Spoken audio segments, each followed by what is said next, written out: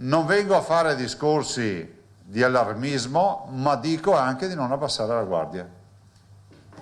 Ovvio è che non si può escludere a priori un colpo di coda. La situazione sanitaria è sotto controllo, un aumento dei casi di positivi al Covid, una terza dose che probabilmente verrà estesa a buona parte della popolazione e un colpo di coda del virus che non si può escludere.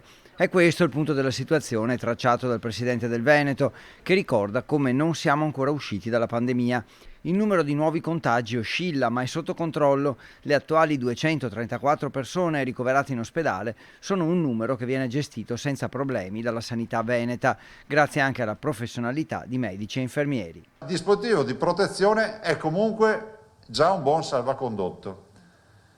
Quindi quando tu hai 539 persone positive nelle 24 ore, significa che il virus c'è nella comunità.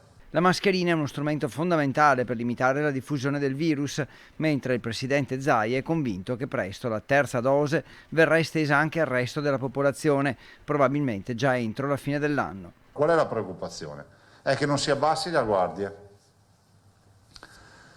Penso che dobbiamo guardare in faccia la realtà, penso che dobbiamo dire che siamo in una fase di assoluta convivenza con il virus e di assoluta tranquillità nella gestione in questa fase. Nel mondo della scuola, intanto, dal 15 settembre ad oggi, per tutte le fasce di età di studenti, si sono registrati poco più di 2.300 positivi su 800.000 studenti totali e 141 positivi tra il personale scolastico.